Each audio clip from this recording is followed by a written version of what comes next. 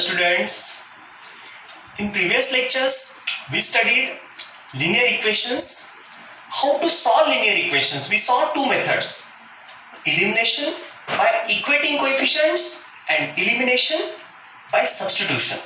म्हणजे सबस्टिट्यूट कसं करून बघायचं आणि इलिमिनेट त्याला इक्वेट करून कसं इलिमिनेट करायचं ते बघितलंय. Now in this method we have to solve linear equations but by graphical method. म्हणजे ग्राफिकल मेथडने आपल्याला त्याचे सोल्युशन फाइंड करायचे लिनियर इक्वेशन्सचे. आता ते कसे फाइंड करायचे ते बघूया आपण. See here this is graphical method in which, आता या ग्राफिकल मेथड मध्ये बघा, this is graphical method in which, आता या ग्राफिकल मेथड मध्ये see first here suppose we will take one of the example equation x plus y is equals to 6 and suppose second equation is x minus y is equals to 4. See, take this y as it is and take remaining terms on that side. म्हणजेच y इथे ठेवा आणि उरलेल्या टर्म्सला तिकडे पाठवा. Therefore 6 as it is and take this x on that side, it will be subtracted. So we got a new equation like this. आपल्याला ह्या new form मध्ये मिळाली same equation but in new form. मग y is equal to ह्यांना बाकीच्यांना तिकडे पाठवलं असं. म्हणजेच इथे आपल्याला आता असा एक बॉक्स बनवायचा आहे. इथे बघा आता 1 2 3 आणि 4 लक्षात घ्या. इथे आपल्याला काय करायचंय, इथे x इथे y आणि इथे x, y. सी हियर आता आपण काय करणार आहोत बाळांनो, इथे आपल्याला x ची व्हॅल्यू मनाने टाकायची. We have freedom to take value of x. आपण x काहीही घेऊ शकतो but y is dependent on x. म्हणजे x जो घेऊ त्याच्यानुसार हा y मिळणार आहे. बरोबर आहे. x आपण घेऊ शकतो पण y मात्र ह्याच्यानुसार आपल्याला घ्यावं लागेल. Suppose x is equals to 2. आता x समजा 2 घेतला तर मग x जर 2 घेतला तर बघा 6 मायनस 2. मग 6 मायनस 2 काय येईल इथे 4. म्हणजे y किती आला 4. ह्याला फार झालं तुम्ही असं इकडे बघू शकता 6 minus x. If x is equals to किती घेतला आपण 2. मग x जर 2 घेतला असेल तर इथे बघा आता y is equals to 6 minus x. 6 minus x is what 2. Therefore 6 minus 2 equals to 4. So we got y equals to 4. म्हणजेच x 2 आणि y 4 आला. आता आपण दुसऱ्या व्हॅल्यू बदलून बघू. x is equals to suppose 3. Then 6 minus 3. x ची value 3. 6 minus 3 that is 3. y is equals to 3. Suppose x equals to 4. 4 जर घेतला तर 6 minus 4 2. So we got here 2. And if x is equals to suppose 1, जर x 1 घेतला तर बघा 6 minus 1 म्हणजे 5. म्हणजे y ची व्हॅल्यू करस्पॉन्डिंग 5 मिळालं. म्हणजे इथे बघा 2, 4 3, 3. आता बघा हे कसं लिहितोय, अगोदर x ची व्हॅल्यू लिहितोय नंतर y ची. अगोदर x नंतर y. पहिला x नंतर y. बघा पहिला x कोऑर्डिनेट नंतर y coordinate 1, 5. This is called ordered pair. Ordered pair मध्ये म्हणजे क्रमबद्ध जोडी. कसं अगोदर x वाला नंतर y वाला, x वाला नंतर y वाला, ही जी जोडी आहे त्याला म्हणायचं ऑर्डर्ड पेयर. मग आता ह्या इक्वेशन पासून आपल्याला हे मिळालेत बघा सोल्युशन. पहिलं दुसरं तिसरं चौथं असे किती सोल्युशन मिळतील रे बाळांनो. मी फक्त 4 लिहिलेत. म्हणजे काय त्याला ह्या इक्वेशनला फक्त 4 सोल्युशन आहेत का? अजिबात नाही. इथे बघा तुम्ही जितक्या x च्या व्हॅल्यू घ्याल तितक्या तुम्हाला y च्या करस्पॉन्डिंग व्हॅल्यू मिळतील. आणि x आणि y जे घेतले हे दोन इथे घेतले की तेवढे पॉइंट मिळतील. म्हणजे xy पॉइंट, xy तो पॉइंट, xy पॉइंट, असे असंख्य अनेक x च्या व्हॅल्यू अनेक y च्या व्हॅल्यू मिळतील आणि त्यापासून अनेक पॉइंट मिळतील. म्हणजे इन्फायनाइट पॉइंट्स. म्हणजे या इक्वेशनला किती सोल्युशन आहेत तर हे 1 2 3 4 एवढेच नसून इन्फायनाइट सोल्युशन आहे. तसंच आता ह्या इक्वेशनचं बघूया. बघा x मायनस y. आता ह्या ठिकाणी आपण काय करूया, ह्या 4 ला इकडे आला -4 आणि हा जो y आहे तिकडे पाठवा म्हणजे प्लस y. मायनस y चा प्लस y, 4 इकडे आला -4. That is y is equals to, लक्षात घ्या बरं का मी आता इथे घेतोय y is equals, therefore y is equals to, हा फक्त मी उलटा लिहितो, याला इंटरचेंज करतोय साइड्स, x -4. तुम्हाला कळण्यासाठी फक्त व्यवस्थित लिहितोय इथे असं. आता बघा here also see we will make like this chart in which 1 2 3 and 4. Here first x then second y. First x y and then here x, y. आता बघा इथे सुद्धा आपल्याला तसंच फाइंड करायचं. x च्या व्हॅल्यू घ्या करस्पॉन्डिंग y च्या मिळतील. आता x किती घेतला आपण, suppose x is equals to 1. जर 1 घेतला तर 1 मायनस 4 किती, 1 मायनस 4 -3. इथे समजा 2 घेतला, 2 मायनस 4 बघा x इज इक्वल्स टू 2 घेतला, मग 2 मायनस 4, 2 मायनस 4 म्हणजे -2, इथे -2. आता सपोज आपण इथे 4 घेतला तर 4 मायनस 4, बघा इथे 4 घेतला 4 मायनस 4 0. हा जर 4 तर y किती 4 मायनस 4 दॅट इज 0, इथे 0 येईल म्हणजे 0. आणि suppose x is equals to आपण 3 घेतला तर 3 मायनस 4, 3 मायनस 4 म्हणजे करस्पॉन्डिंग इथे किती -1 that is the value of y. म्हणजे आपल्याला इथे पहिला पॉइंट मिळाला 1, -3, दुसरा मिळाला 2, -2, तिसरा मिळाला 4, 0, चौथा मिळाला 3, -1. हे सगळ्यात महत्वाचं आहे ग्राफिकल मेथड मध्ये.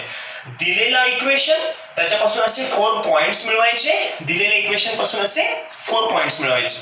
एकदा हे तुम्हाला कळलं कसं सोडवायचं, त्यानंतर तुम्हाला हे पुढच्या स्टेप मध्ये काय करायचं बघा. इथे suppose this is y axis and this is x axis.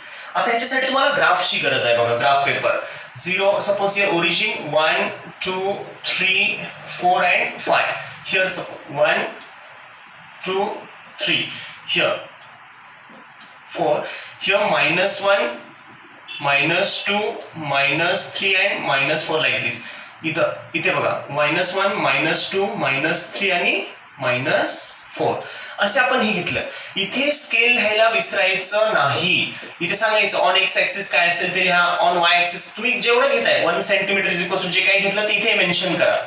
Y axis वर सुद्धा ऑन वाय ऍक्सिस जे काही घेतलं असेल 1 सेंटीमीटर इक्वल टू किती तुम्ही घेताय तेवढं मेन्शन करायचं. एकदम इझी आहे ते. इथे एक्स घेतला, हा वाय ऍक्सिस, एक्स आणि वाय ऍक्सिस झाले. आता बघा, आता आपण काय करणार, पहिले ह्याचा विचार करणार, ह्या इक्वेशनचा. हिचे पॉइंट्स बघा, हिचे हे सोल्युशन आहे. पहिलं दुसरं तिसरं चौथं. सपोज मी असे अंदाजे आता मी सबस्टिट्यूट करतो इथे, तर काय येतील सोल्युशन. मग बघा सपोज इथे पहिला पॉइंट, दुसरा पॉइंट, ह्या पहिल्याला प्लॉट केलं, दुसऱ्याला प्लॉट केलं, तिसरा चौथा, असे 4 पॉइंट्स मी प्लॉट केले, असे पद्धतीने प्लॉट केले. मला अशी एक लाईन मिळाली. काय केलंय बघा, पहिला पॉइंट, दुसरा पॉइंट, तिसरा आणि चौथा मी एक प्लॉट केले, मला एक स्ट्रेट लाईन मिळाली. त्यानंतर मी या इक्वेशनकडे, आता लक्षात घ्या बरं की कसं आलंय.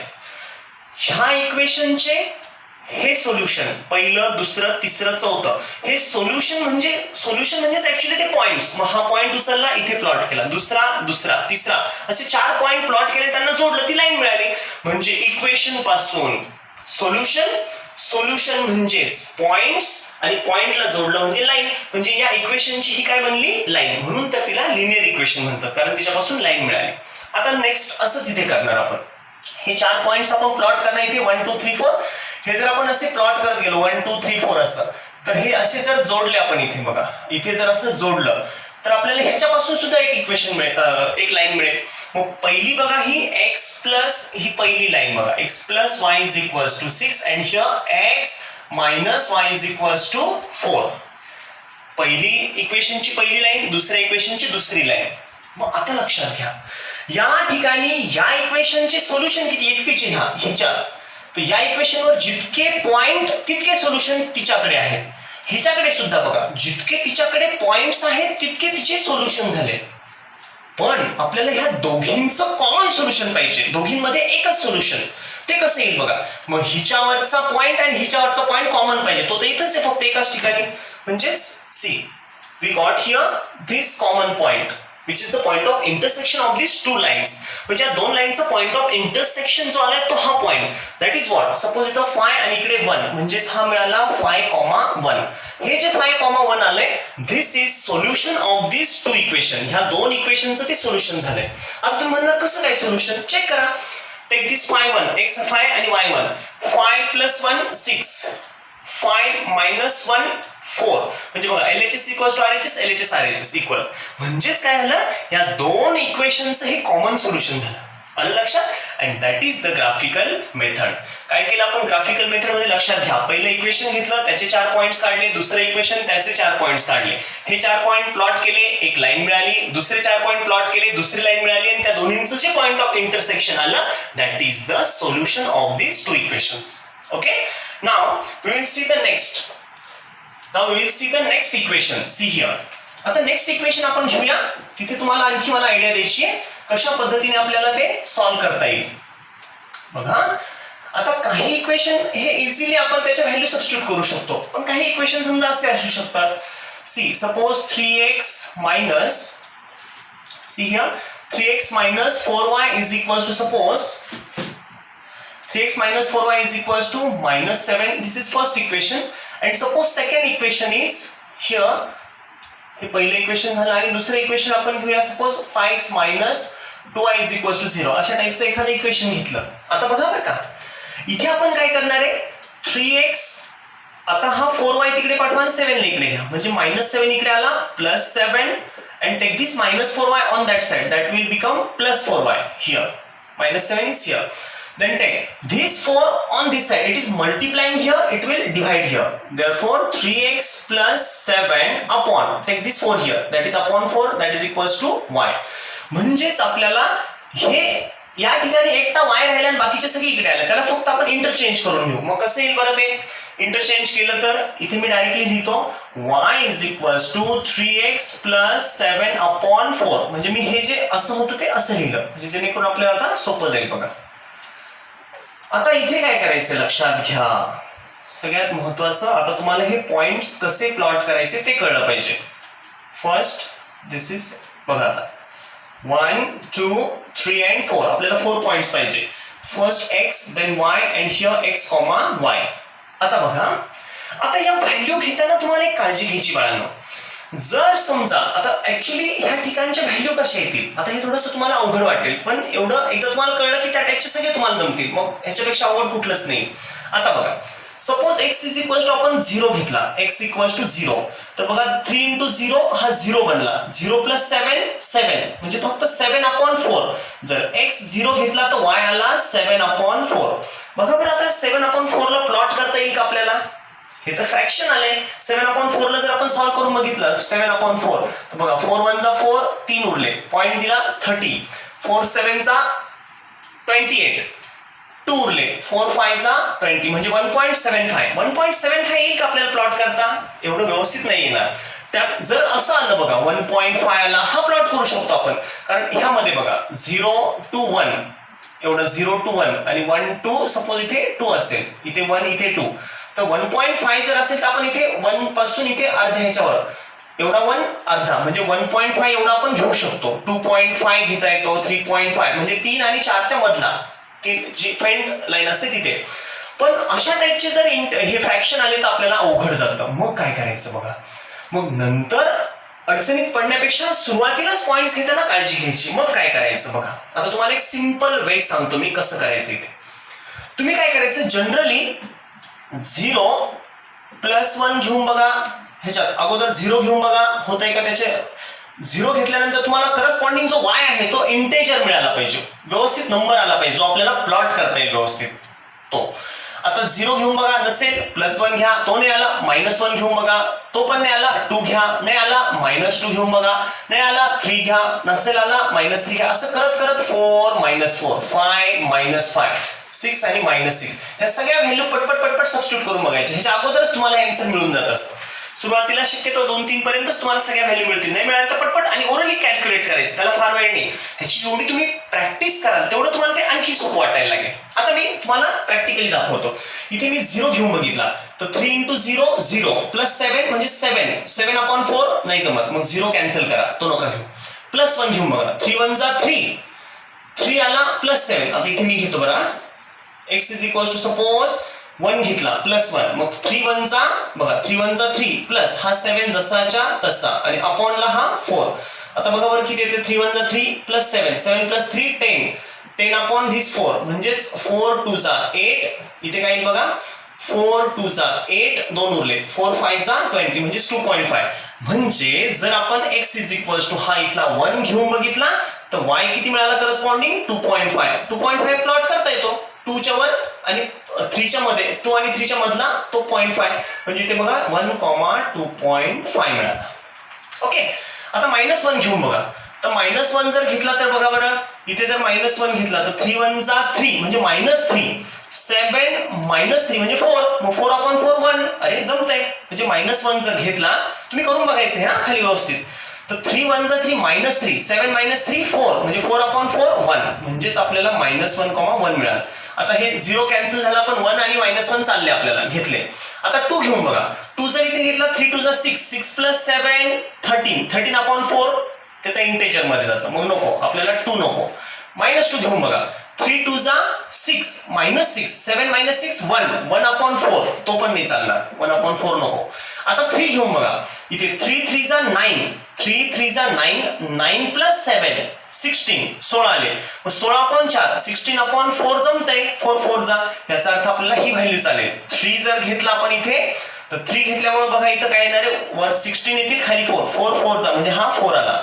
That means we got 3 4. आता -3 घेऊन बघा. -3 जर इथे घेतला बघा 3 3 जा 9 म्हणजे -9 + 7 बघा बरं का. -9 किंवा इथे दाखवतो मी तुम्हाला. -9 + 7 -9 + 7/4. अरे पण -9 + 7 किती आलं, -2/4. दॅट इज 4 1 जा आणि इथे 0.5 जा म्हणजेच आपल्याला मिळालं -0.5. म्हणजे बघा जर आपल्या जमलंय व्हॅल्यू आली -0.5 0.5 तर आपण प्लॉट करू शकतो. -1 0 आणि -1 च्या मधला. म्हणजेच आपण इथे किती घेतला होता, x = -3 घेतला. x जर -3 घेतला तर y किती मिळतोय करस्पॉन्डिंग -0.5. म्हणजेच आपल्याला 3, -0.5 मिळाला. कळलं सर्वांना बाळांनो? हे थोडंसं ह्याला वेळ द्यावा लागेल तुम्हाला, त्याची प्रॅक्टिस करावं लागेल, मग तुम्हाला ते जमेल.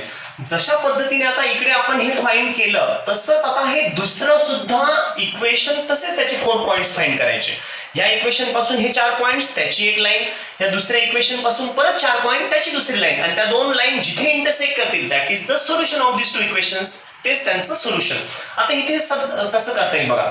φx हा 2y -2y तिकडे घ्या +2y बघा तिकडे गेला +2y झाला. आता ह्या 2 ला इकडे पाठवा म्हणजेच φx आणि हा 2 जर अपॉन लावला तर /2 = y. लक्षात घ्या बरं का. म्हणजेच φx/2 पण ह्याला व्यवस्थित लिहू आपण. मग कसं लिहिता येईल, y हा y आणि हा ह्याच्या इंटरचेंज करा साइड्स, φx/2 असं. आता इथे सुद्धा आपण असा एक चार्ट बनवणार आहोत. See in this chart, see here, in this chart see x is here, y is here and here x, y. Now take, आता आपलं काय ठरलंय, 0 घ्यायचा. 0 न सॅटिस्फाय नाही किंवा 0 ने जर इंटिजर नाही मिळाला 1 घेऊन बघा, नाही आला -1 घ्या. त्याने नाही आलं 2 घेऊन बघा, 2 ने नाही आलं -2 3 -3 4 -4 5 -5 6 -6 अशा सगळ्या व्हॅल्यू ठेवून बघायच्या, पटपट कॅल्क्युलेट करायचं डोक्यामध्ये, आणि मग हे आलं की आपल्याला पटपट त्याचे सोल्युशन मिळतात. आता बघा मी जर 0 घेतला, x = 0, therefore 5 0 जा 0 0/2 2 0 जा म्हणजे हा परत 0 आला, म्हणजेच इथे 0,0.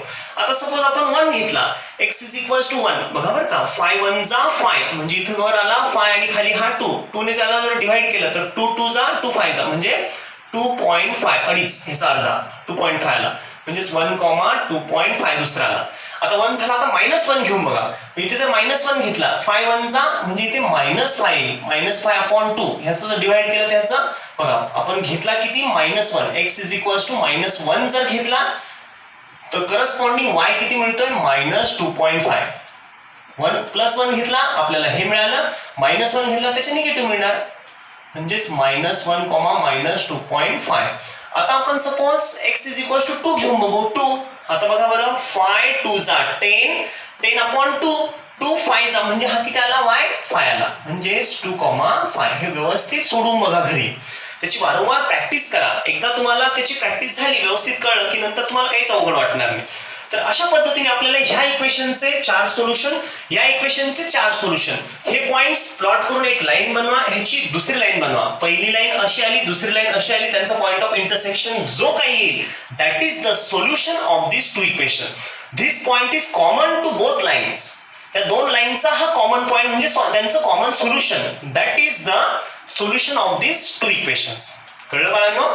आता या ठिकाणी आपण पुढे condition of consistency of equations बघणार आहोत. मग आता त्यामध्ये तुम्हाला आता हे जर कळलं असेल तर आपण आता पुढचा तो पार्ट बघूया. Okay, now see here students, condition of consistency in equations म्हणजे त्या इक्वेशन्स मधला सुसंगतपणा. आता ते काय दाखवते आपल्याला बघूया. आपल्याला ऍक्च्युली इथे काय चेक करायचंय की 2 लाईन इंटरसेक्ट करताय की त्या पॅरलल आहेत की कोइन्साइड होत आहे, ओव्हरलॅप होत आहे, ते आपल्याला बघायचंय. आता इथे बघा काय सांगितलं इथे, condition of consistency in equations. आता मी हे थोडंसं रब करतो आपल्याला जागा नसल्यामुळे, इथे मी लिहिणार आहे. आता बघा, आता पहिलं तुम्हाला इथे चेक करायचंय, लक्षात घ्या. पहिलं काय आहे बघा बाळांनो, simultaneous equation x plus y is equals to 6 and x minus y is equals to 4.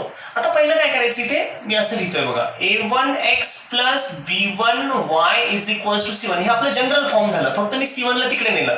Actually ते मायनस झालं किंवा तसं लिहिलं तरी चालतं. इथे बघा a2x plus b2y is equals to c2. आता हे जे दोन इक्वेशन मिळाले, फर्स्ट इक्वेशन, सेकंड इक्वेशन, तसंच इथे पण सेम आहे बघा. a1x म्हणजे हा इथला झाला हा a1, हा झाला b1 आणि हा झाला c1. इथे हा झाला a2, हा झाला b2 आणि हा झाला c2. लक्षात घ्या, फक्त तुम्हाला हे कळलं पाहिजे. a1x x च्या बाजूचा a1, y च्या बाजूचा b1, x च्या इथं c1 आणि हा c2. म्हणजे इथे आता तुम्हाला हे लक्षात येईल, हा 1 म्हणजे a1, इथे 1 म्हणजे b1, इथला 1 म्हणजे a2, इथला -1 म्हणजे b2 असं. आता आपल्याला ह्या रेशोचं कंपॅरिझन करायचं, a1 अपॉन a2. चला a1 इथून उचला, a1 म्हणजे ह्याच्या समोरचा कोएफिशियंट काय 1, इथे घ्या 1 अपॉन a2 म्हणजे ह्याचा coefficient 1, that is also 1, 1 upon 1, 1 upon 1 1च येणार. आता b1 अपॉन b2 घ्या, b1 आहे 1, b1 ह्याचा कोएफिशियंट आणि ह्याचा कोएफिशियंट मात्र -1 आहे, म्हणजे इथे अपॉनला -1. लक्षात घ्या, आता हे c1 घेण्याची काही ह्याच्यात गरज नाही, घेतलं तरी चालेल, नाही घेतलं तरी चालेल, इथे ह्याला काही गरज नसते. पहिल्या ह्याला 6 आणि 4, मग 6 आणि 4 जर बघितलं तर 2 3 जा, म्हणजे इथे 2 3 जा 6 आणि 2 2 जा 3/2 आलं. पण आपल्याला काय करायचं आता बघा, कंपॅरिझन ऑफ रेशोज. मग बघा बरं, हा a1 अपॉन a2 चा 1 अपॉन 1 म्हणजे 1 आणि ह्याचा 1 अपॉन -1 म्हणजे -1, हा +1 हा -1 इक्वल आहेत का हे दोन? नाही आहेत. म्हणजेच a1 upon a2 is equals to b1 upon b2 जर लिहिलं तर करेक्ट नाही येणार, कारण ते दोन्ही इक्वल नाही आहेत. इकडे +1 येतो, इकडे -1, that is they are not equal. आणि जर ते इक्वल नसतील तर त्याचं ग्राफिकल इंटरप्रिटेशन काय येतं त्याचा विचार करायचा आपल्याला. आता ग्राफिकल इंटरप्रिटेशन म्हणजे काय लक्षात घ्या. जर तुम्ही ह्या इक्वेशनला 4 पॉइंट, आपण सुरुवातीला शिकलो बघा, ह्याचे 4 पॉइंट्स फाइंड करायचे, ह्याचे 4 पॉइंट्स फाइंड केले आणि ते प्लॉट केले, लाईन मिळाली, ह्याचे 4 पॉइंट, परत दुसरी लाईन, आणि त्या 2 लाईन, ह्या दोघांच्या 2 लाईन तुम्ही घरी काढून बघायचं ह्या दोन्हींचं. त्या 2 लाईन इंटरसेक्ट करतात, अशा इंटरसेक्ट करतील, म्हणजे त्यांना पॉइंट किती मिळाला, कॉमन 1, म्हणजे त्याचं सोल्युशन मिळालं 1. मग इथे ग्राफिकल इंटरप्रिटेशन मध्ये आपल्याला काय सांगावं लागेल, ह्यांचं इंटरसेक्टिंग लाईन्स,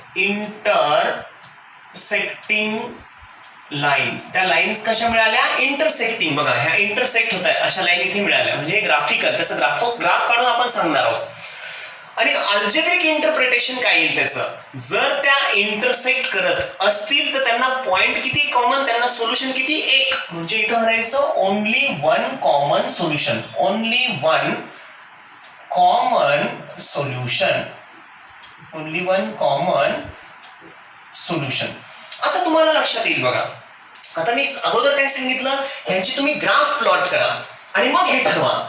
पण आपल्याकडे आणखी सोपी मेथड आहे की तुम्हाला ह्याचा ग्राफ प्लॉट करण्याची गरज नाहीये. इथे तुम्ही फक्त a1 आणि a2 ह्याचा b1 आणि b2 आणि त्यांचा रेशो घ्या, a1 upon a2, b1 upon b2. जर हे इक्वल नाही आले तर सरळ तुम्हाला कळलं पाहिजे ते इंटरसेक्टिंग लाईन, ह्याच्यावरून लगेच ते कळतं. आता पुढचं बघा, ह्याचा a1 अपॉन a2 घेऊ आपण, ह्या सेकंडचा बघा 1 अपॉन 2, इथे आला 1 अपॉन 2, ह्याचा 1 ह्याचा 2, बघा a1 a2, इथे b1 b2, b1 काय -2, इथे आला -2 आणि इथे आला -4, म्हणजे मायनस मायनस प्लस होईल, 2 1 जा 2 2 जा, म्हणजे ऍक्च्युअली हे काय बनेल 1 अपॉन 2. मी डायरेक्ट लिहितो इथे 1 अपॉन 2, म्हणजे दोन्ही इक्वल. आता पुढचं बघा, c1 upon c2, 4 upon 12, 4 upon 12 म्हणजे 4 1 जा 4 3 जा, म्हणजेच किती मिळालं 1 अपॉन 3, इथे आला 1 अपॉन 3 आला. लक्षात येतंय का बाळांनो, बघा हे इथे 1 अपॉन 3 मिळाला. आता ज्यावेळेस आपण कंपॅरिझन ऑफ रेशो करणार आहे तर बघा, हा आणि हा इक्वल, म्हणजे a1 अपॉन a2 इथे घेतला, a1 अपॉन a2, नंतर b1 अपॉन b2 इथे घेतोय, b1 अपॉन b2, आणि तिसरा c1 अपॉन c2. मला सांगा आता ह्याच्यात इक्वल कोण आहे, पहिलं a1 आणि हे b1 आणि b2 हे इक्वल, म्हणजे इथे इक्वल द्या. हे इक्वल आहे का? आता तिसरं इथे तर 1 अपॉन 3, हे 1/2 1/2 हे 1/3, दिस इज नॉट इक्वल. जर असं घडलं, असं जर आलं, इन धिस केस जर तुम्ही आता ह्या 2 लाईन जर तुम्ही घरी ड्रॉ करून बघायचे, ह्याचं पण आणि ह्याचे 4 4 पॉईंट काढायचे, ते प्लॉट करायचे, तुम्हाला दिसेल ह्या 2 लाईन पॅरलल येतील. म्हणजेच त्याचं ग्राफिकल इंटरप्रिटेशन आलं पॅरलल लाईन्स. त्या कशा आल्या? Parallel lines. आता पॅरलल लाईन्स जर आल्या तर बघा ना, आता ही आणि ही पॅरलल. आता या दोन पॅरलल लाईन्सना कोणी कॉमन पॉइंट आहे का? जसं ह्यांच्याकडे बघा, ह्या दोघींचा कॉमन आहे, ह्या दोघींमध्ये कॉमन कोणीच नाही, ही सेपरेट ही सेपरेट, नो कॉमन पॉइंट म्हणजे नो कॉमन सोल्युशन. म्हणजे ह्याला या दोन पॅरलल लाईनला सोल्युशन नाही. म्हणजे या जर दोन इक्वेशन पासून जर पॅरलल लाईन अशा मिळाल्या तर त्यांना सुद्धा सोल्युशन येणार नाही. म्हणजे इथे म्हणायचं नो सोल्युशन, नो सोल्युशन किंवा no common solution, no common solution. कळलं का? मग आता तुम्ही जर ग्राफ काढून जर तुम्हाला कळते त्या पॅरलल लाईन येतात म्हणून तुम्ही सांगताय नो सोल्युशन, तुम्ही डायरेक्ट पण सांगू शकता जर ह्याचा a1/a2 is equals to b1/b2 but not equals to c1/c2. जर असं आलं तर पॅरलल लाईन आणि म्हणून त्यांना नो सोल्युशन. कळलं? आता तिसरं बघा, इथे सुद्धा आपल्याला असं हेच फाइंड करायचं. a1 आहे 1, a2 आहे 3, 1/3 ह्याचा 1 ह्याचा 3, 2/6. इथे बघा 2/6 पण 2 1 जा 2 3 जा म्हणजे किती आलं 1/3. इथे पण आलं 1/3. इथे बघा 4/12 म्हणजे 4 1 4 4 3 12, 4 1 जा 4 3 जा म्हणजे 1/3. इथे सुद्धा 1/3. आता एक गोष्ट लक्षात येईल बघा, हे is equals to this ratio that is equals to this ratio. म्हणजेच a1/a2 b1/b2 and c1/c2 all ratios are equal. हे सगळेच्या सगळे इक्वल आले. आणि जर तुम्ही यांना ऑलरेडी जर प्लॉट करून बघितलं तर तुम्हाला असं मिळेल बघा, ही पहिली लाईन तुम्ही समजा अशी ड्रॉ केली, ह्याचे 4 पॉईंट, पहिल्याचे 4 पॉईंट प्लॉट केले, दुसऱ्याचे 4 पॉईंट, त्याच लाईनवर पुढे ते 4 पॉईंट असे येतील. म्हणजे एकावर एक त्या 2 लाईन येतील. ही पहिली लाईन त्याच्यावर दुसरी लाईन, म्हणजे एकावर एक 2 लाईन आल्या. That is they are coincident और ओव्हरलॅपिंग लाईन्स. तर त्याचं ग्राफिकल इंटरप्रिटेशन आपण काय लिहिणार? Coincident lines. त्या कोइन्सिडंट म्हणजे एकावर एक लाईन आहेत त्या अशा. मग जर त्या एकावर एक बघा, मी इथे दाखवतो तुम्हाला, इंटरसेक्टिंग लाईन्स अशा येतील म्हणजे बघा त्यांना एकच सोल्युशन. पॅरलल लाईन्स अशा येतील म्हणजे त्यांना no solution, no common solution. आणि कोइन्सिडंट म्हणजे ही पहिली अशी आणि पहिलीवरच दुसरी पण अशीच, अशा एकावर एक 2 आल्या म्हणजे त्या कोइन्सिडंट लाईन्स. मग कोइन्सिडंट लाईनला सोल्युशन किती येतील बघा बरं, आलं पाहिजे बरं का तुम्हाला. आता कोइन्सिडंट म्हणजे बघा ह्या लाईनचे सोल्युशन हे सगळे, ह्या लाईनचे हे सगळे, हिचे हे असं, पण ह्या दोघांची मिळून कॉमन. आता ह्यांच्यात तर सगळेच कॉमन येतील ना, कारण एकावर एक त्या बसलेल्या आहेत. ही हा पॉईंट पहिलीचा पण तिच्यावर आली दुसरीचा पण, हा पहिलीचा दुसरी दोघींचा, म्हणजे यांचे सगळ्यांचे सगळे पॉईंट कॉमन. पण लाईनवर असतात इन्फायनाइट पॉईंट म्हणजे त्यांना सोल्युशन सुद्धा इन्फायनाइट, सगळे पॉईंट त्यांचे कॉमन आहेत. म्हणजेच किती सोल्युशन? इन्फायनाइटली मेनी सोल्युशन्स, असंख्य सोल्युशन्स, इन्फायनाइटली मेनी सोल्युशन्स. म्हणजेच आता तुम्हाला एक गोष्ट कळली पाहिजे इथे, ती कोणती? जर हे दोन इक्वेशन जर तुम्ही बघितले त्याच्यापासून आपल्याला हा रेशो मिळाला, या रेशोमध्ये ह्यांचं फक्त ऑब्झर्वेशन व्यवस्थित करा. जर a1/a2 b1 पण कुठून घेतले कळलं का? a1 a1 म्हणजे बघा एक्स वाल्याचा कोएफिशियंट a1 आणि एक्स इकडच्या एक्स वाल्याचा a2 म्हणजे ह्या दोन इक्वेशन मधला पहिला a1 दुसरा a2. इथं ह्याचा पहिला एक्स वाला a1 a2, y वाला b1 b2, constant c1 c2 असं. मग आता आपण फक्त याचा विचार केला, पहिले a1 a2 b1 b2, a1/a2 b1 हे जर नॉट इक्वल, इंटरसेक्टिंग लाईन्स. इथे बघा हे इक्वल आले हे, पण तिसरं जे आहे c1/c2 नॉट इक्वल, हे असं आलं तर पॅरलल लाईन्स म्हणजे त्याला नो कॉमन सोल्युशन. आणि हे जर तिन्ही इक्वल आलं, पहिलं आणि हे, पहिलं दुसरं तिसरं तिन्ही इक्वल आले ह्याच्यामध्ये, अशा वेळेस आपल्या त्या लाईन्स असतात coincident lines, that is infinitely many solution. हे जर तुम्हाला परफेक्ट कळलं तर पुढे तुम्हाला कशाचीच अडचण येणार नाही. तर बाळांनो, मी तुम्हाला काय काय शिकवलं? आता मी तुम्हाला हे शिकवलं इथे की पहिलं काय करायचंय, तुम्हाला जे इक्वेशन दिले असतील ते घ्यायचं, त्यातला y एका बाजूला ठेवायचा आणि बाकीच्या सगळ्यांना तिकडे पाठवायचं. आणि नंतर x च्या व्हॅल्यू कशा घ्यायच्या? 0 पासून स्टार्ट करा. 0 1 घ्या, -1 घ्या, 2 घ्या, -2 घ्या, 3 घ्या, -3 4 -4 5 -5 6 असे घेऊन बघा, त्यात टाका. तसे तुम्हाला करस्पॉन्डिंग y च्या व्हॅल्यू मिळतील. एक काळजी कोणती घ्यायची त्याच्यामध्ये की त्या ठिकाणी काय नको, येणारा जो एक्स टाकला पण वाय जो येतोय तो काय नको, फ्रॅक्शन मध्ये नको. जर तो फ्रॅक्शन मध्ये आला तर मात्र आपल्याला ते प्लॉट करायला अवघड जातं. एकदा आपल्याला ते 4 पॉईंट मिळाले, त्यांना प्लॉट करा, लाईन मिळते, दुसऱ्याला प्लॉट करा, दुसरी लाईन मिळते, त्यांचा point of intersection, that is the solution of those 2 equations. हे तुम्हाला परफेक्ट कळलं.